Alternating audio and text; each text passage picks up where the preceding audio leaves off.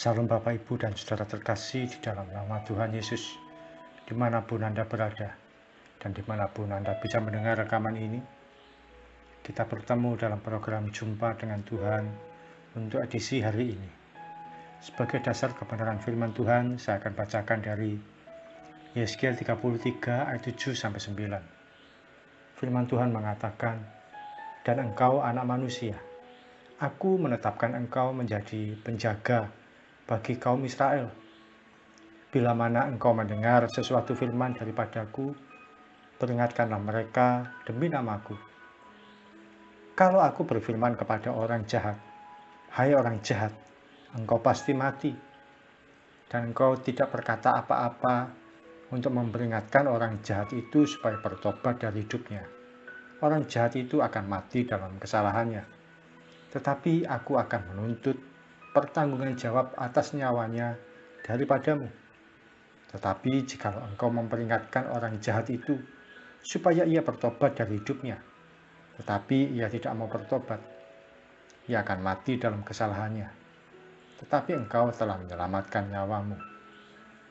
Beberapa waktu lalu terjadi kebakaran di Lembaga Pemasyarakatan Tangerang. Di salah satu blok penjara itu ada orang-orang yang tidak sempat menyelamatkan diri. Saat api mulai membesar, pintu sel tahanan tidak sempat dibuka. Orang-orang yang di dalam tidak berdaya, mau lari kemana. Pada akhirnya tercatat 41 orang meninggal dengan sia-sia. Bayangkan saja bila di antara orang-orang itu terdapat mereka yang belum mengenal keselamatan dalam Yesus. Kemana roh mereka berjalan setelah mengalami kematian? Bagaimana bila di antara orang-orang yang mati sia-sia seperti itu terdapat orang-orang yang kita kenal? Bisa jadi anggota keluarga kita, sahabat kita, atau orang-orang yang terlibat pertemanan baik dengan kita. Adakah kita bisa bersuka cita, tetap tertawa menjalani hidup, sambil berkata, "Itu bukan urusan saya. Yang penting hidup saya aman, nyaman, bisa makan, sudah cukup." Firman Tuhan mengatakan bahwa kita ini ditempatkan sebagai penjaga bagi kaum Israel. Kita ini penjaga bagi bangsa ini untuk memperingatkan firman Tuhan bagi orang-orang yang hidupnya dalam ketidaktaatan atau semaunya sendiri. Kalau orang-orang di luar Kristus tidak pernah kita nyatakan kebenaran firman Tuhan, tidak pernah kita motivasi untuk hidup dalam kasih Kristus dan mengalami pertobatan. Ketika mereka mati, mereka memang ada dalam kesalahannya, tapi kita tetap dimintai pertanggungan jawab. Oleh karena kita tahu hidup mereka, tapi tidak memperingatkannya. Siapa orang di luar Kristus? Bisa jadi mereka yang memang orang-orang yang belum mengenal Yesus sebagai juru selamat. Namun kita mengenal dekat dengan mereka. Berikutnya orang di luar Kristus, yaitu mereka yang memang dalam tanda kutip beragama Kristen, tapi tidak pernah hidup dalam kebenaran firman Tuhan.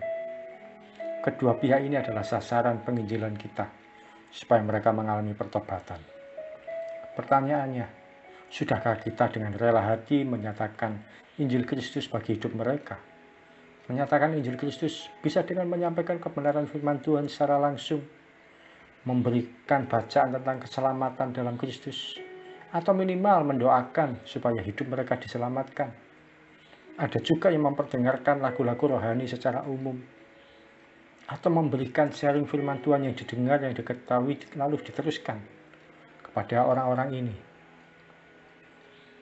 Penginjilan itu bukan talenta atau karunia, sehingga kita bisa berkata, "Saya nggak punya bakat menginjil." Penginjilan itu tugas yang Tuhan Yesus perintahkan bagi kita semua. Tugas yang tidak bisa kita tolak atau ditawar lagi. Memang ada orang yang Tuhan beri tanggung jawab secara khusus sebagai penginjil, sehingga diberi gelar evangelis atau bahkan pendeta. Namun sebenarnya penginjilan ini tugas yang Tuhan Yesus berikan bagi kita, sebagaimana disampaikan dalam amanat agung, yaitu "Pergilah dan jadikanlah semua bangsa muridku." Dalam sebuah kampung biasanya ada jadwal ronda. Di tempat kami jadwal ronda itu seminggu sekali, setiap hari Sabtu.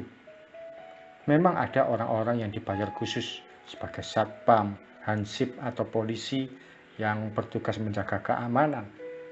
Namun bukankah keamanan lingkungan setempat merupakan tanggung jawab warga masing-masing? Demikian juga penginjilan. Itu adalah tanggung jawab setiap kita terhadap orang-orang yang kita kenal dengan baik. Pesan sederhana ini kiranya membuka mata dan telinga kita untuk lebih peka lagi terhadap kehidupan orang-orang di sekitar kita. Tidak cukup kalau kita hanya berdoa, tolong saya ya Tuhan, berkati saya Tuhan, atau lindungi saya ya Tuhan. Semua doa pada akhirnya berfokus pada diri sendiri. Saatnya kita menyatakan keselamatan dalam Tuhan Yesus. Minimal sisipkan 1-2 nama dalam doa Anda untuk keselamatan orang-orang yang kita kenal dan kasihi. Ada sebuah lagu lama yang berkata, berjuta jiwa tak tahu kemana kan pergi, berjuta tangan terulur menantikan kasih. Oh Tuhan, jadikanlah hidupku alat kasih-Mu dan memuliakan-Mu seumur hidupku. Kita yang tahu kemana langkah itu, karena itu nyatakan pada orang-orang tersebut. Mari kita bersama mengerjakan tugas pelayanan ini sesuai kapasitas yang Tuhan berikan. Ladang pelayanan ini luas, ada media sosial, ada pertemanan di komunitas, pertemanan di tempat kerja, ada hubungan keluarga, dan sebagainya.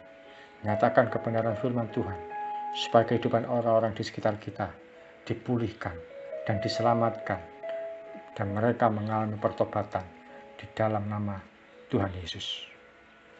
Ingat, penginjilan tidak harus selalu bahwa orang itu pada akhirnya bertobat. Lalu kalau dia tidak bertobat, kita merasa gagal. Tapi bagaimanapun kita sudah melakukan tugas kita. Kita sudah melakukan bagian kita. Apapun itu untuk menyampaikan kebenaran firman Tuhan bagi mereka. Maka bertobat atau tidak, itu adalah bagian dari kasih karunia. Itu bagiannya Tuhan, dan itu urusan pribadi orang tersebut. Mari bersama kita datang pada Tuhan. Tuhan Yesus, terima kasih untuk kebenaran firman-Mu yang boleh kami terima, yang boleh kami pelajari pada pagi hari ini. Ampuni kalau selama ini kami hanya fokus pada diri sendiri, hanya minta dikasihani, minta diberkati untuk diri kami sendiri. Hari ini kami dibuka mata dan telinga rohani kami, supaya kami mengarahkan hati dan pikiran kami juga pada orang-orang di sekitar kami, siapapun mereka, supaya mereka mengalami keselamatan di dalam Engkau ya Tuhan. Beri kami hati ya Tuhan yang mau berdoa bagi mereka, yang mau menyatakan kebenaran keselamatan di dalam Yesus pada mereka, yang mau menyatakan supaya mereka mengalami pertobatan di dalam Engkau. Terima kasih Tuhan. Beri kami keberanian, beri kami kerelaan hati, beri kami ya Tuhan hati yang mau dan siap untuk Engkau pakai, yang untuk Engkau utus kepada siapapun dan dimanapun itu. Ini kami hamba-Mu, ini kami alat-Mu, kami siap menyatakan kemuliaan-Mu. Di dalam nama Yesus kami berdoa dan mengucap syukur. Amin. Selamat menjadi pribadi yang siap Tuhan pakai untuk menginjil. Salam dari Saukir Harjo dan Mitzvah Ministry. Tetap setia sampai kali akhir. Tuhan Yesus memberkati.